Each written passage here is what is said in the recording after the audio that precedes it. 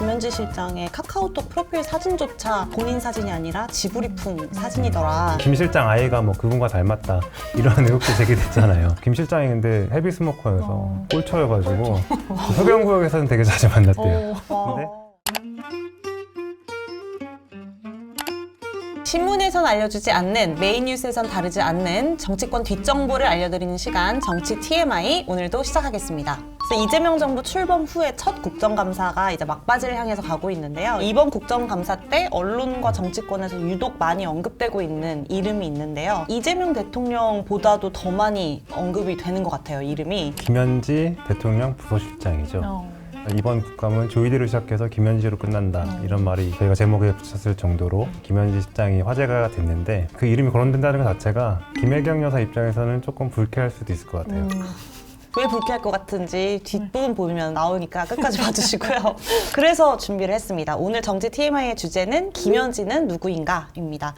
이름은 정말 많이 들리는데 정작 알려진 건 많이 없는 인물이죠. 제가 좀 찾아보니까 이재명 대통령과 김현지 실장 관계가 무려 27년이나 됐더라고요. 맞습니다. 그래서 이재명 당시 변호사 시절 때 이제 시민운동을 할 때부터 계속 한 몸처럼 움직여 왔던 사람이라고 하는데, 김현지 실장이 정치권에 그럼 처음 발을 들이게 된 게 굉장히 어린 나이였던 건데 당시 나이가 23살이었더라고요. 지금 몇 살이죠? 5살. 지금의 최인턴보다 2살이나 어린 저 나이에. 아직도 대학도 졸업을 못했는데. 그러니까 굉장히 대단하신 최인찬은 이재명 대통령을 잘 만나야 될 텐데 잘 찾아보세요. 기다리고 있습니다. 정말 어린 나이에 대학 졸업하자마자 이렇게 운동권에 발을 들이고 또 시민운동을 시작을 한 거예요. 이분이 어떤 분인 건가요?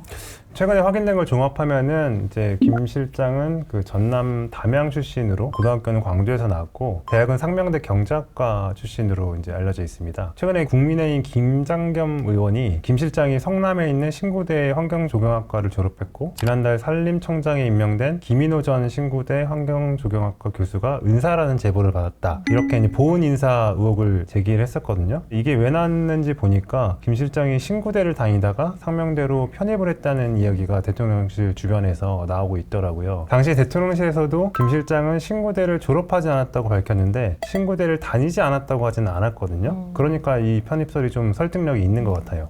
입학한 적은 있지만 졸업한 적은 없다는 건지 뭐 다닌 적이 없다는 건지 말장난처럼 애매하게 이제 해명을 한 것 같긴 해요. 하여튼 그런 얘기가 있다 정도로만 이제 저희가 알고 계시면 될 것 같아요. 그러면 이제 대학생이던 김현지를 누가 이재명 당시 이제 변호사에게 소개를 해준 건가요? 그게 이제 최근에 정의당 출신의 박원석 전 의원이 공개를 했는데, 김현지 실장은 이제 대학 시절에 이제 21세기 진보연합이라는 단체 출신이었대요. 1990년대 중반에 생긴 이제 운동권 그룹인데 북한이나 아니면 사회주의 이념보다는 복지나 사회개혁 같은 현실적인 문제에 좀 더 관심을 갖게 된 거예요. 그래서 21세기 쪽에 있던 분들이 상당수가 이제 시민단체에 참여를 많이 했거든요. 박원석 전 의원도 사면대에서 이 활동을 하고 있었어요. 그래서 운동권 후배인 김 실장을 일을 하고 싶다고 하니까 성남 시민모임이라는 단체에서 이재명 변호사한테 소개를 시켜줬다는 거예요. 그게 이제 두 사람 인연의 시작이었던 거죠. 특히 이제 이재명 대통령이 성남 시민 모임이 주도했던 성남 의료원 설립 운동을 굉장히 적극적으로 했었거든요. 특히 2003년에 성남 시의회가 의료원 설립 조례를 폐기하려고 하자 단체 회원들이 시의회 본회의장에 가서 이제 항의를 했고, 그 현장에 김현지 실장이 있었던 것도 최근에 영상으로 확인이 됐습니다. 그때 이 대통령은 특수공무집행 방해죄라는 훈장을 얻기도 했죠. 이 사건 이후에 이제 김현지 실장이 이재명 대통령의 핵심 실무 라인으로 이제 자리를 잡았고, 이재명 대통령이 성남시장 당선되고 나서 경기도지사하고 국회의원 될 때까지도 그 지근거리에서 이 대통령을 보좌했던 거죠. 이기 사무총장님께서 공개하신 영상을 저도 봤거든요. 근데 네. 거기서 이제 좀 눈에 띄었던 게 김현지 실장님은 이제 다리를 꼬고 있고 이재명 당시 변호사님께서 이렇게 옆에서 보고 있는데, 그때 뭐 생각해보면은 20대 활동가 그리고 30대 변호사 서로 공지적인 관계인 거지 상하관계 이런 건 아니었을 거예요. 그렇게 편한 사이였기 때문에 나중에 이제 직속 상하관계가 되고 같이 일을 했어도 동료라는 의식이 있었을 거고, 20년 넘게 같이 일을 했으니까 기본적인 이제 서로 믿음 같은 게 있었겠죠. 그래서 야당에서 저 장면 가지고 김현지 실장하고 대통령하고 동등관계라거나 상하관계가 거꾸로 돼 있는 거 아니냐라고 비판하는 거는 조금 정치적인 공세 같아요.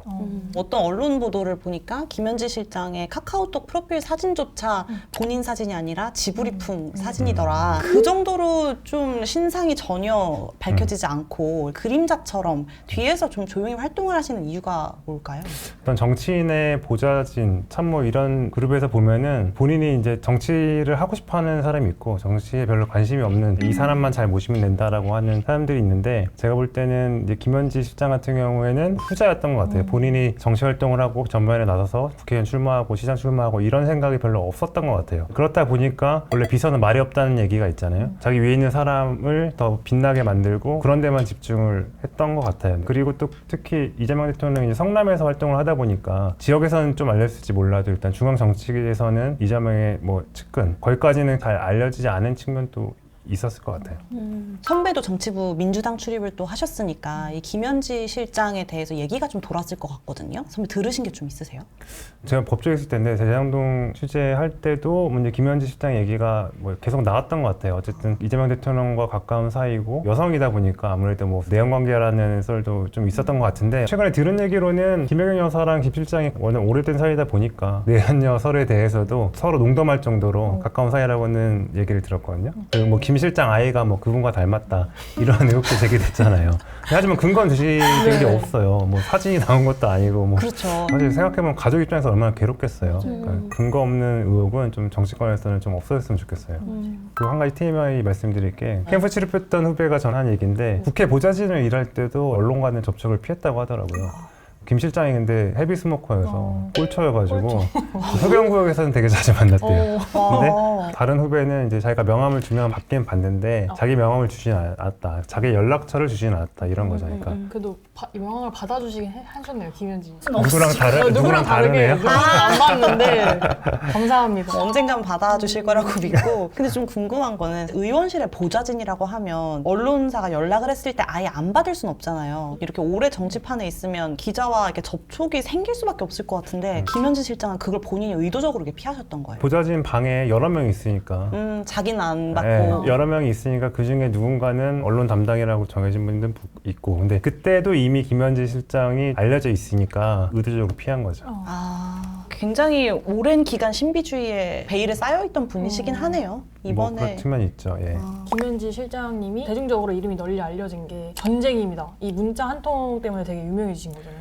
그렇죠. 그때가 이제 2022년 9월이었는데 검찰이 이재명 당대표에게 소환 통보를 했을 때였고 그 소식을 제일 먼저 이제 내부에 알린 게 김 실장이었죠. 그래서 이재명 대통령이 본회의장에서 핸드폰 보고 있는 게 장면이 찍혔고 전쟁입니다. 이렇게 자극적이잖아요. 대중들한테 각인이 됐죠. 저 사람은 누구지? 김현지 실장은 이제 공식 직책으로 보면 그냥 대통령실의 비서관급 참모인 거잖아요. 찾아보니까 민주당 안에서도 이재명 대통령과 통하려면 김현지 실장을 거쳐야 한다. 뭐 이런 얘기가 있을 정도로 정치권에서는 뭐 실세 중 실세다 이렇게까지 불리는데 어떤 업무를 하길래 이렇게까지 주목을 받는 건가요? 이재명 정부 출범하자마자 이제 돈 얘기가 만사 현통이었잖아요. 만사는 김현지를 통해야 된다 이런 말이 있을 정도인데 처음에 바로 총무비서관 자리를 맡았는데 대통령실의 예산이나 인사 행정 같은 거를 총괄하는 자리죠. 어느 조직이나 이제 인사권이나 예산권, 재정권을 갖고 있는 부서가 힘이 세잖아요. 특히 김 실장은 이제 성남 라인이기도 하고 이 대통령의 공인된 측근이니까 정권 출범부터 이제 김 실장이 인사를 좌우한다는 얘기가 좀 많았어요. 누가 이번에 청와대 들어가기로 했는데 김현지가 잘랐다더라 이런 소문들이 엄청 많았거든요. 특히 성남 라인에서는 원래 김현지 실장 위에 정진상 전 정무조정실장이라든가 아니면은 김용전 민주연구원 부원장이라든가 이런 분들이 있었는데 그분들은 다 이제 수사나 재판을 받으면서 공직에 들어갈 수 없는 상황이다 보니까 김현지 실장한테 이제 힘이 쏠린 거죠. 그리고 대통령 입장에서도 의지할 수 있는 사람이 몇 명 없으니까 김 실장한테 많이 의지하게 된 것 같아요.